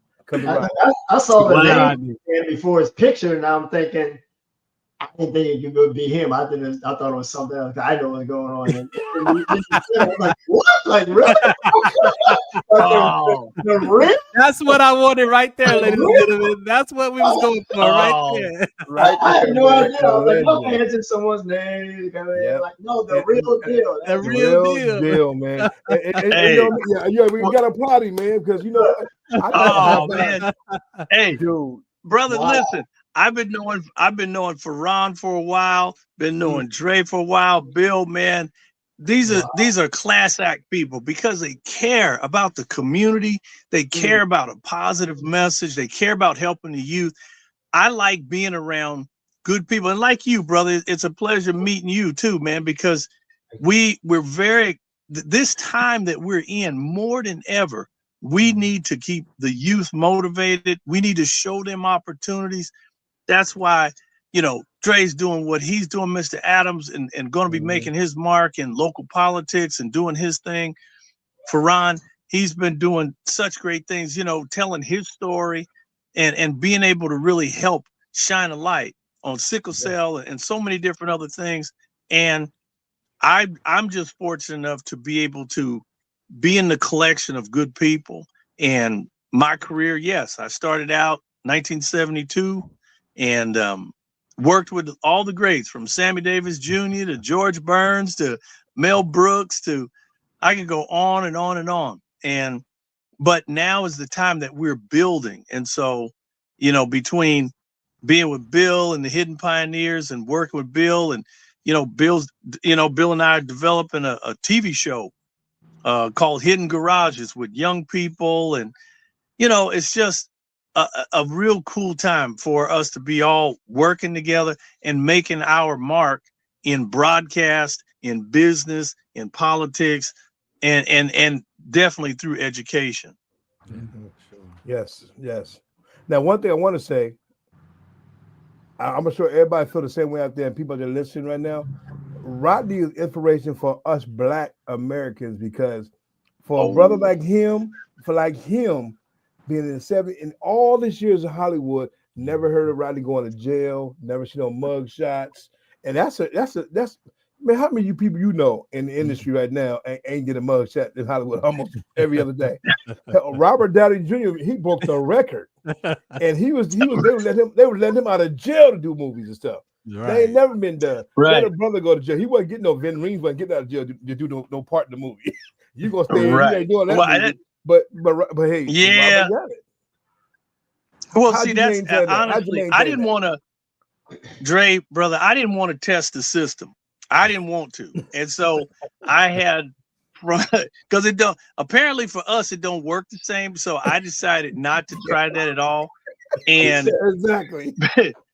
Being, and me, you know, growing up in Long Beach, I grew up with a family who, you know, I saw my dad, he was a hardworking man, and my mom, she always took care of everything. And just to be able to be a part of it. And once my career started, you know, my brother and sister, my sister Beverly Lee and my brother Kenneth Wayne, we all were signed up. It wasn't like I was some golden child. My sister actually was the first one in our family to land a commercial. And she landed a commercial. And then my brother, he went out for the audition for the famous Coca-Cola commercial. Remember, I like to teach the world to sing in perfect harmony. So my brother, he auditioned and went out and was a part of that. And then I was the baby of the family. I got the call for Jack in the Box and was just blessed and fortunate to land a career or actually an audition with Jack in the Box. And at the time, what a lot of people didn't know, back in 1972, Jack in the Box was in foreclosure. They were all the way on the East Coast, and they were losing the company. And they got all the way to Texas, and that's when they made a corporate decision to say, if we let this go any further, we're losing this company. So when they were just a West Coast operation from Texas to California, that's when they decided to do this last ditch effort to have this campaign, this Jack in the Box commercial. They just wanted a boy, a girl, white, black. They didn't care. They just called 100 kids in, and they were hoping for the best. And I landed the commercial. And you got so the best. Shoot, man. And that's what pulled them out of bankruptcy. And so, 50 years later, the company's still in. They got a little bit of hiccup going right now, but you never know. That creates an opportunity for me to reemerge again with them and do some more fun work. Bring it back. I'm gonna tell you already. Well, yeah, Martha. Yeah, that's plywood already ready to go. And Mr. Womack, I am. You hate Farron. You know me. I call him out on the air all the time. I'm gonna call you out again. All you corporates at Jack in the Box, y'all know for a fact the reason why people eating the jumbo jet is because his brother over here to the farm. Hey, Hollywood now in the industry, it's like they're taking a few chances on new things, but they're going back and doing sequel or prequel or requel. They got so many calls going on. We don't even know what they are. Exactly. Oh yeah, the audience, right? But just think about that. You think about that, Mr. Rippy, of 72 and now of where it was then. They'll show that commercial then and then. Oh man, I can see it. That's a classic again, all over again. All over again. All over again. Right. Commercials anyway. Go pitch that. Wow. Man, well, it's a no. Hire me. I go slap the boy. I take it. Hey, you know what? It's a no-brainer. It's a marketing no-brainer because our generation now have kids and families, and if they say, I remember back in the day when I was a young man and like you, Dre, and eating a jumbo jack, and now, shoot, you still can take a pit stop by and grab one, and that's what it's all about. Then what I'm gonna do? I'm gonna film myself. I'm gonna go up and say, "Hey, it's too big for my mouth. I didn't mean double jack." Hey, Dre, I'm gonna record you. Dre, I'm gonna record you. I'm gonna go. Yeah, I was like, "Harry, man, this mommy's back in the day." There you go. Yeah, that's it. That's good. He said in 1972. It's still true. That's right. That's right. And that man should be ashamed of himself. A little box head man with the little jacket box on his head, hiding his face, and afraid to give you a check. That's what it is. When you put Snoop Dogg in a munchie meal and you give Ice Cube his own, and Ice Cube would say, when they said, when Snoop saw you, tell me what Snoop told you when he saw you for the first time. I bumped into Snoop, and I was at the night that actually was really funny. My homeboy is Flavor Flav from Public Enemy. Oh, yeah. And so that was the night that they roasted Flavor Flav on MTV. And what happened was Snoop was there as part of the people that was roasting Flav. And I'm telling you, they said some of the most horrendous stuff to Flav. It was so rough that it was funny, and I was just like, "Oh my god!"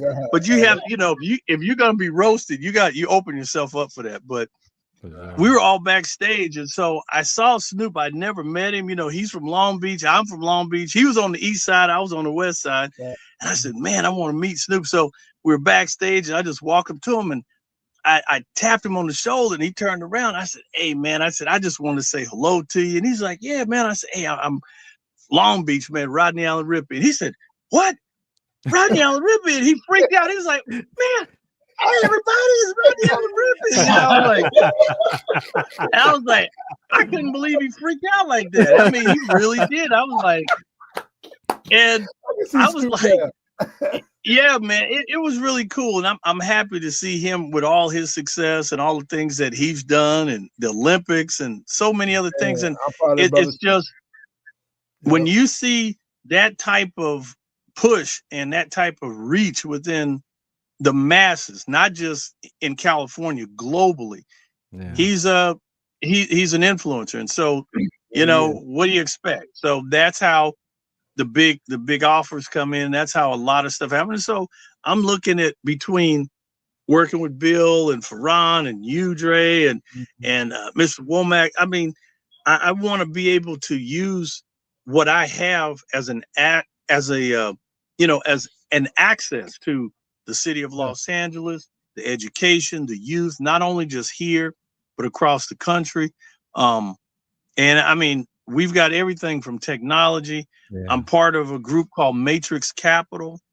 And Matrix Capital is a great group of leaders. I mean, we've got generals that are part of Matrix Capital. We have the president of the West Point Society. I mean, we have so many different people who have built industries in communities. There are grant writers that are part of Matrix Capital who've closed $1 million deals, and they're doing a big development in Las Vegas now. They're down in North Las Vegas, like downtown, and they're building a STEM center down there. These are the type of things that our community need and should know about. And, I'm happy to be a part of good things in the community. Yeah, I found about now. I know for a fact you work for LA Vets. You did a lot. What are you doing with LA Vets for them? I know we talked a couple of times. LA Vets. LA Vets. That's U.S. Vets. U.S. Vets. That's a major veterans organization. They help veterans who have went through a tough transition. Some of them need a place. And U.S. Vets is directly connected to the VA, so they make sure that they get housing and health and mental health services. And so that's what I'm wanting to do. I'm in the process of starting the Rippy Foundation. I'm going to work with at-risk youth, senior citizens, and veterans. There shouldn't be one homeless veteran anywhere on any street in America. Thank you. Let alone Los Angeles. That's right. And they have given their all. Believe it or not, I actually knew a veteran, and it was sad because he was trying to get VA services, and the line and the medical care was kind of sketchy, and he actually died waiting on services. And I'm hoping that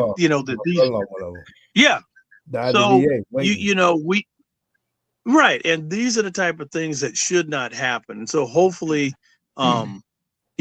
better times will come for our veterans and better opportunities, repurposing them, getting them trained, and they should be the first in line for a home, with all the available real estate.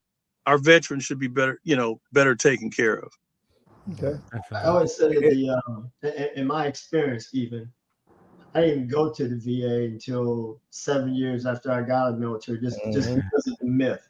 And then I finally said I'm going to either confirm or deny the myth. And I confirmed the myth.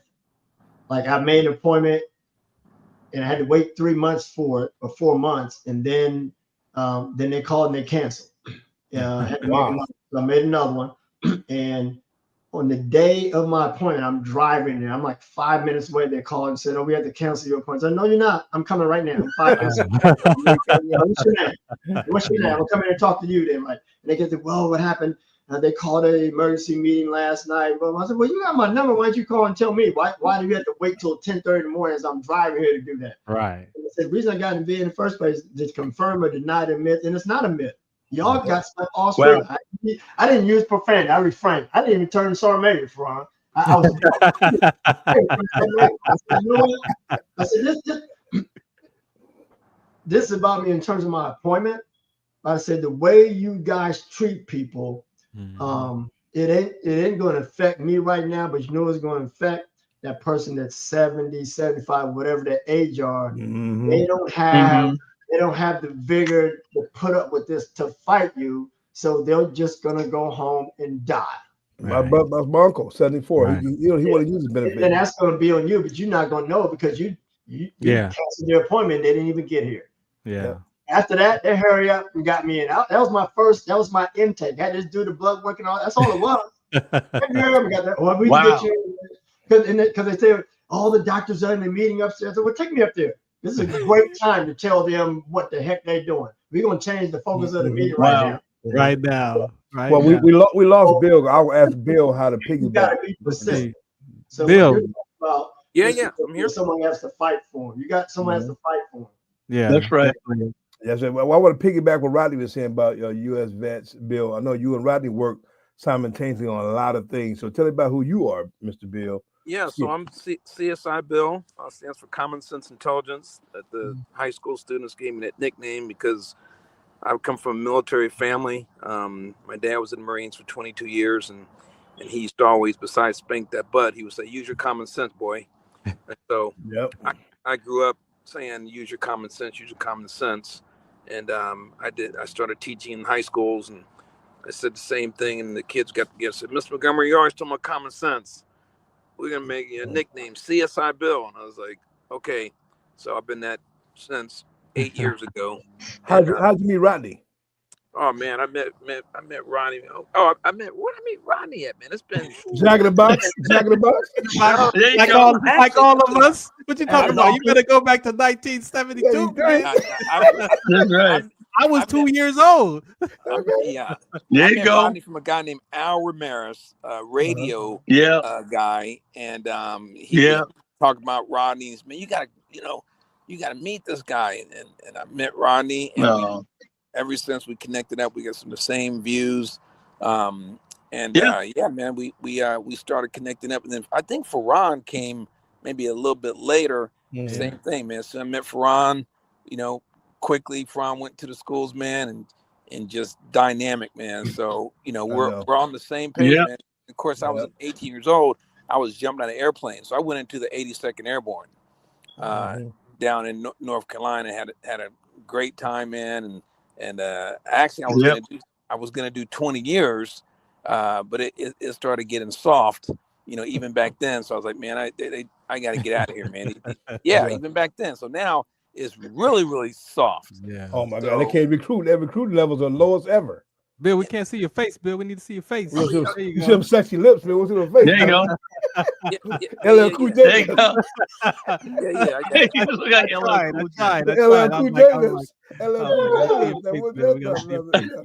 We on Roku TV, Bill. We on TV.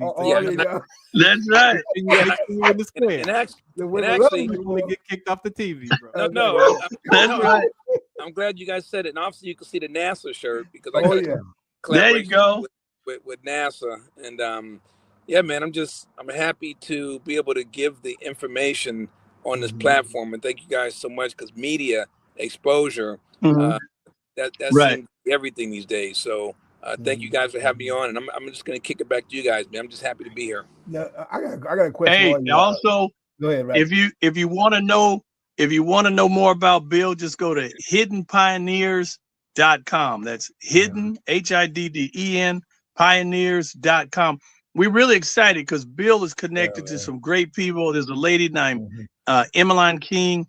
Emmeline, she is the first African-American female hired by the Ford Motor Company in the design division. So she was recently at a big event that we had out here. The lady plays a mean saxophone. She's an artist, and she's got a big heart. She cares about the kids.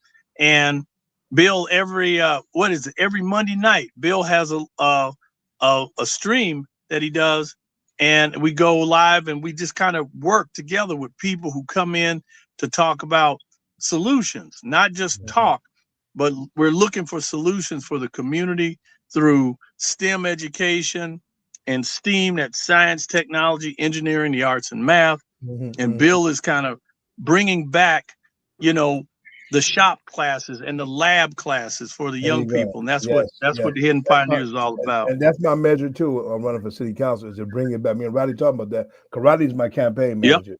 And that's what's going to happen to the point that we know for a fact it's evolutionizing with these kids on to come to tech, everything. We had all in high school. When they took it all out in the Pledge of Allegiance, what happened to your school? It turned into prisons.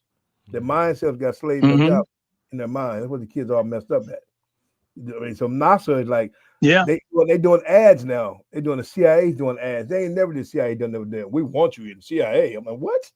At midnight, you get an ad for CIA to apply for a job at NASA too.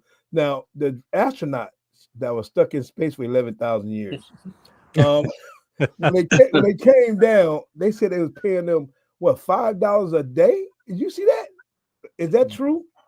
They overtime like that's $1 trillion in space. That's $1 trillion, though. Okay, I got you. There you go. And President Trump said, "Well, I'll pay the overtime. It's $14.53. So of course you gonna pay the overtime for $14, but you stay in space 9 months with your family. All you got is $11 overtime. They didn't want to pay it. Not for this. That's crazy, man. So Bill, wow. So is that how do they get paid when they astronauts go up?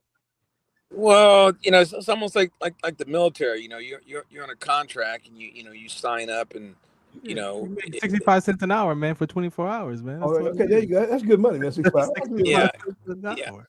So Lumberjack back in them days, 65 cents. Yeah, I got you back in them days. Hey, that's right. Yeah. How do you get paid? And how do they go by the overtime? How do they come up with $11.53 for overtime? I don't know, man. Whatever that, like I said, whatever they're part of the military. So whatever that contract is, it's like private, first class, and you get a little bit more. Yeah, I think astronauts get a little bit more because of the hazard pay, but it's not. You would think there'd be a lot, but nope. It's I won't be flying in space no time soon. Wow. But you charge $3 million to go up to the upper part and then come back home. You charge $3 million to go to the upper part of space to come back home. That's crazy. Hey, Bill, how much was jump pay? Well, jump pay was $83 a month when I was there. 82? I don't know what it might be.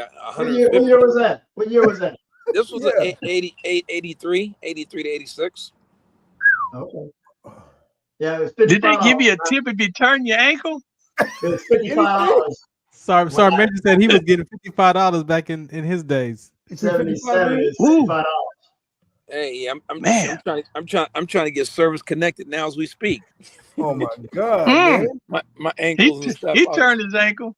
I'm messing up. Well, I tell you, but yeah, there's so much information. I'll talk to you offline, Bill. We'll talk about that offline. Okay, that'd be great. Oh yeah, definitely offline. So there you go. Gotcha. But it's an honor, man, to see these distinguished gentlemen here today, and people understand behind all this experience and this knowledge and this God-given talent, it's here to help society. What society is all about. It's about our kids, man. What are we going to do, gentlemen, about these kids' generation? Is it talking to the parents? What do you think? Is it the parents talk first before you get to the kids? Reconciliation. Malachi 4, 5, and 6 says that we can return the hearts of our parents back to our children, the hearts of our parents back to the children back to their parents. So, amen.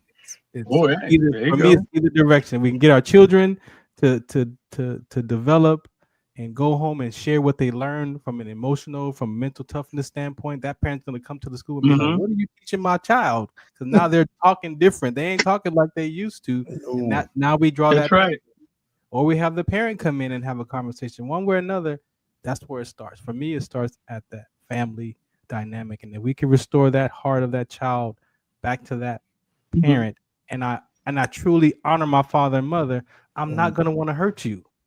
I'm not going to hurt you because I'm going to think about what my mom and dad's going to say if I steal that candy. What if I steal that? What is my mom and dad going to say first? Yes. I'm not going to do that. But why do we have to wait till we get in jail or get in our 40s and 50s to discover that that's what life should have been about, 40 years ago? No, we can make those corrections today. Those that are willing. Everybody ain't willing to do that.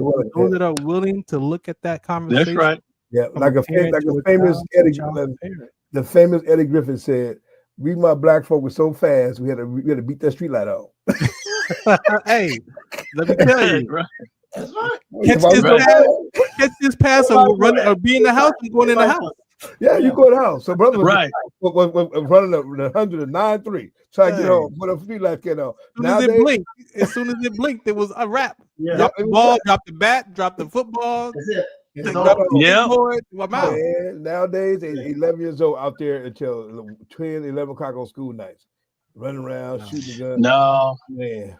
I had one fifth grader when I started last year, and we were talking about what is it to be respectful of my family, and he said, "Oh, I know my mom stutters when she's lying." And I'm like, "What?" Crazy. Like he already got his mother figured out that when she stutters, she's lying. Now, what happened where he caught, what happened where he discovered that that stutter was connected to something she said that was not true. And now that's how he listened to his mother. If she stutters, she's lying. And he's fifth. He was a Well, fifth grade year. I'm gonna tell you what. I was brought up in a little bit of different way. My mama could tell me anything, and I believed it. I'm gonna tell you. Thank you. I had the type of parents that whatever mama or daddy said, I believed it. And there was no questioning. If you couldn't ask why. I mean, because that would entail the hickory stick. If you started asking why, the hickory stick would come out, and I didn't need the hickory stick. So, well, let me tell you guys something. In high school, I've done the R&D. Okay, the couple things they say. First of all, like you said, as soon as you say something, why, what, okay, and then they say when they get in trouble, so they say nobody told me.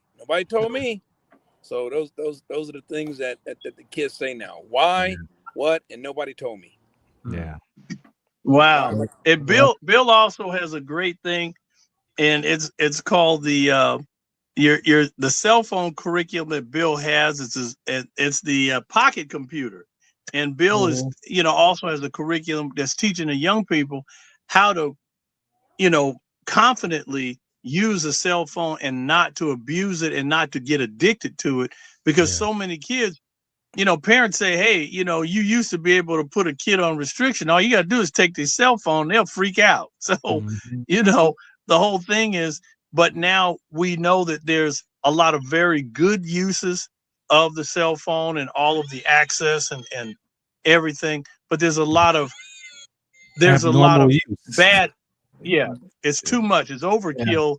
Yeah. And if your child is not properly using the phone and the tablet and the computer in a wise way, because they really can get into some deep trouble. Yes. Rodney, you're the campaign manager so I'll make sure we get that in. That pocket computer curriculum I'll to put get it. into it's got to get into our schools. It's a must. Let me tell you what, T, they don't want none of me. You got 6'4", 300 plus that's running the city council.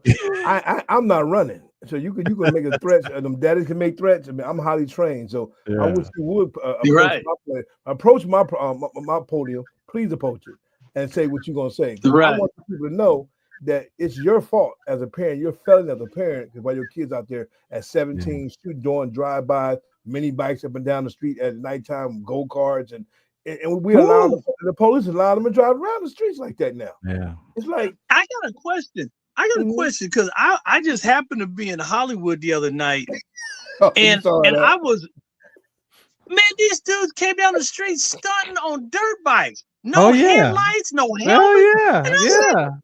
And the police was on the other side of the street, and I was like, I remember back in the day, if you had a mini bike, it was over. They confiscated your mini bike. You're done. You walking home. It's a wrap. It's a wrap. If they stopped you, your bike got confiscated. Your parents had to get involved. It was a ticket. Yeah. And now, I mean, the police were just sitting there on Sunset, and these dudes came down Hollywood Boulevard, stunning, and it had to be 30 of them. That was for Instagram. On that was for Instagram, man. That's Instagram. TikTok money. TikTok money. Wow. So I'm gonna stop that with the street takeovers. That's one of my initiatives. If your parents got a kid under 18 driving that in street takeovers, we snatching your car, we're gonna disassemble it, and the parents gotta pay to get it out. So you're gonna get pieces of it out. You didn't get the whole car. You get it in pieces. You want the two? You want to drive it? The steering wheel, both tires. Here you go. All right, gentlemen, we got to get out of here. Definitely, man. Sorry, Major, man. I thank you for hanging out with us, man. Thank you for your information, for your book, for your knowledge, and again, as you can see, we're all on the same page with you. So we look forward to having some more discussions and figuring out how to implement these conversations that are missing. They're missing in our community, in our schools. So that's what we're up to. Yep. You write a book, man, called "Why Bully Me? But Drake Can Hurt You." What you call the book? We scare them kids. Bring back Scare Straight. Bring it back. Bring it back. That's to right, TV, man. Bring them kids. Them kids don't put them. Hey, I told Dr. Bond on Monday, like, man, we need to have a boot camp. I'd say because man, LAUSD is so protective. You can't really say nothing because the child could be like, oh, he said something to me, or he did. He in jail. I don't want to be in trouble, but I'm like, bro, like you can only say so much. Yeah.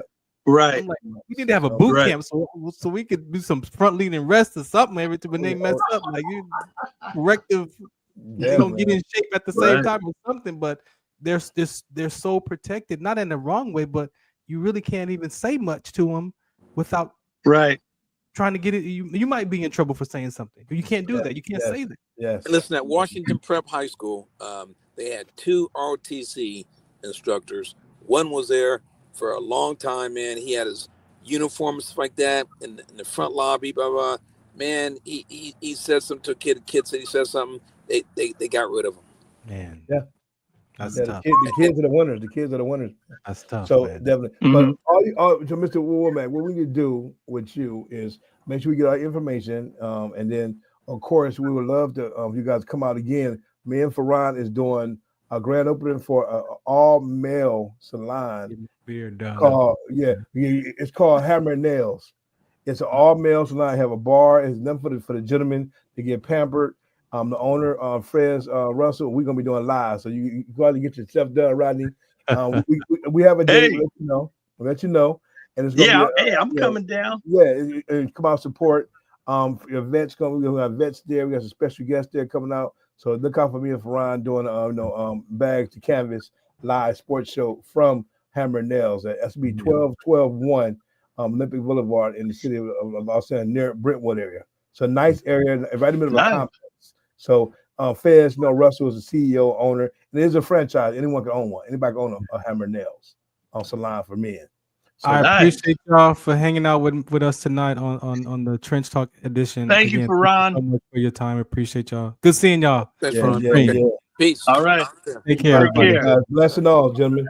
God bless. Peace. Ladies and gentlemen, thank you for tuning in to Military Broadcast Radio. As we wrap up today's show, we want to remind you that the podcast of today's episode will be available right after we go off the air. So if you missed any part of the show or want to listen again, be sure to check it out. And remember, we're here to support and honor our veterans. Your stories and experiences matter, and we are committed to giving you a platform to share them. That's right. We're here to give our veterans a voice. So don't forget to catch the podcast and stay connected with us. Giving our veterans a voice.